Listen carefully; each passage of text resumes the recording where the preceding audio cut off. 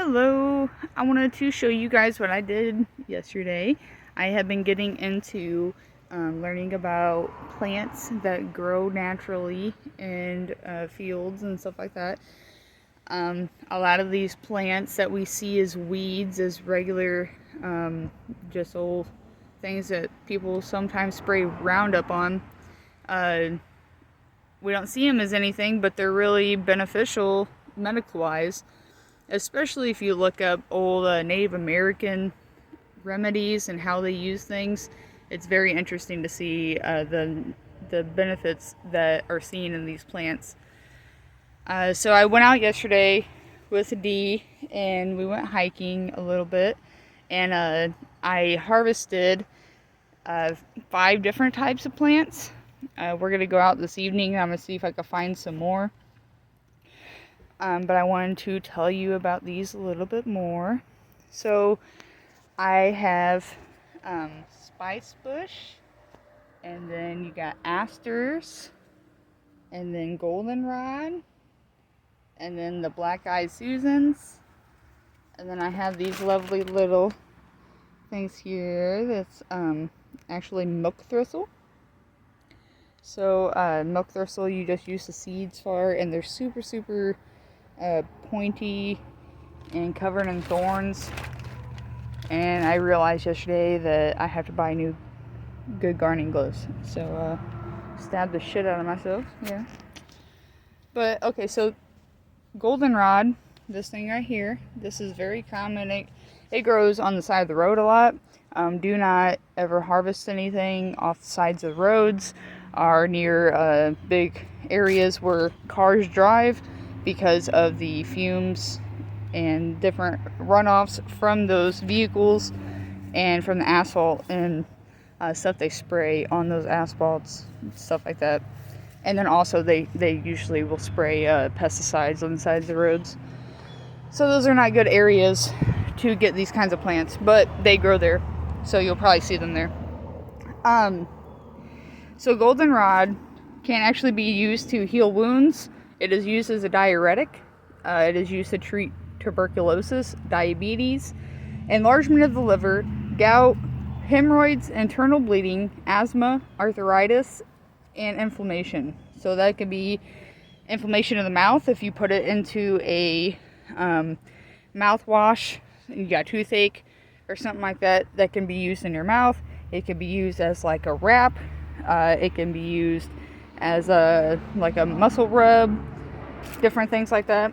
It is said that if you drink the tea of it, it will help with UTIs and kidney stones and things like that.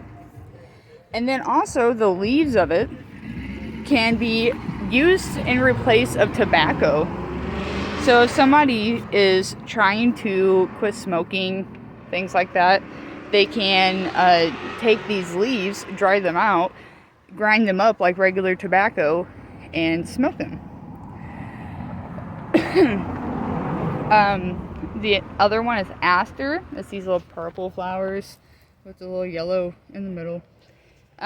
They are good for also like pain and inflammation and stuff like that.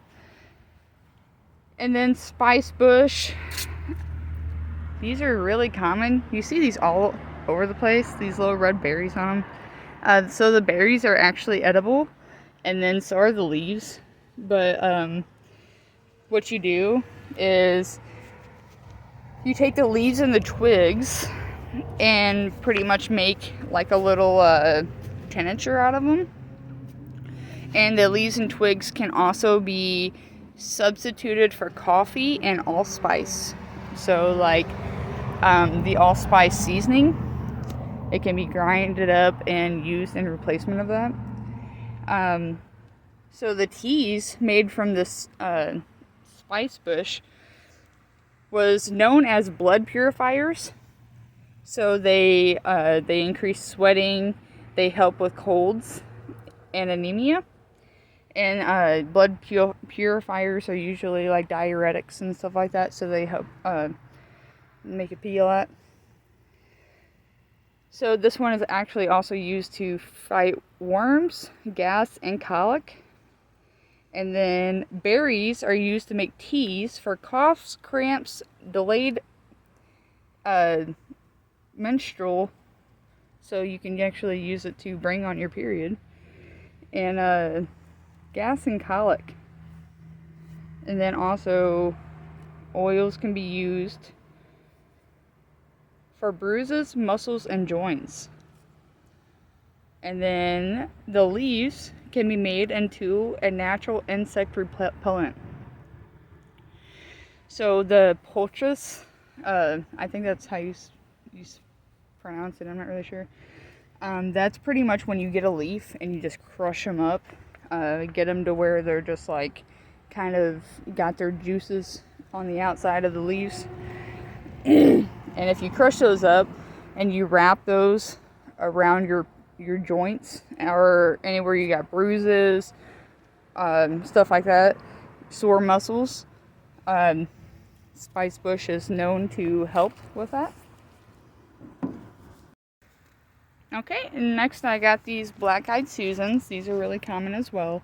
Most of these flowers, then the little yellow pieces fell off on me. But the seeds of these are toxic. So whenever you are gathering these, make sure you're not eating the seeds of them or like collecting the seeds specifically. So I have to, it probably means that you can't even eat the flowers in general, if the seeds are toxic. But it says that they are used to treat snake bites, earaches, get rid of parasitic worms, colds and flus, stimulate the immune system, antibacterial properties.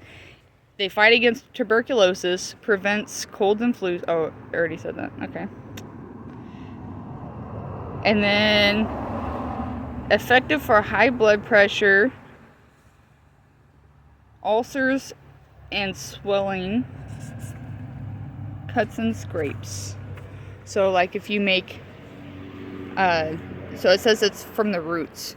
So if you make like a little tea from the roots or like a tincture or something like that. Alright, and then last but not least, I got some milk thistle. So this one was the one that, when I went on my walk yesterday, I told Dee, I was like, out of all these, I really hope to find this milk thistle because it has so many really beneficial properties that I'm interested in. And it was the first plant that I found. And it was funny because it was the second time that we had went to this place to go hiking. The first day, I had thought about it, and we did it, but then I wasn't serious on like harvesting. And so we started finding all this stuff, and I was like, okay, well, we got to come back tomorrow. I got to do it. I gotta harvest it. So we went back, and I didn't see that the day before, and it was the first plant we found. So the universe sent it right to me, right when I asked. So milk thistle has actually been studied here lately with the seeds. So that's what I have noticed is most of the work on it is with the seeds. It actually has been studied to treat cancer. It shows that it stops cancer cells from dividing and reproducing, shortens the lifespan of cancer cells, reduces blood supply to tumors, and this also can be used as natural sunscreen, synergistically with chemotherapy. And then, let's see, used for liver, kidney, and gallbladder problems, protects the liver from toxins including drugs that can cause liver damage like ibuprofen and Tylenol. Antioxidant and anti-inflammatory properties, helps liver repair by growing new cells, and treatment from alcoholic hepatitis and cirrhosis. So if you look this up, this is scientific studies that were done on this milk thistle that they actually gave these patients. It was like 16 patients, the milk thistle, for a matter of like 14 days. And within 14 days, almost half of the patients almost showed no signs, or they couldn't detect the hepatitis C in their system. So this not only has been used in studies for cancer and everything else, but is also used for hepatitis, liver problems, and stuff like that. So I will be making different tinctures out of things like this. I will be making lotions, stuff to make teas. I'm really interested in the beneficial healing properties of these things. I'm also looking into learning how to make oils, but I think I'm going to have to get a distiller for that. So we'll figure it out. But I am excited to see what all we learn and what all we can find out. Thanks for joining me.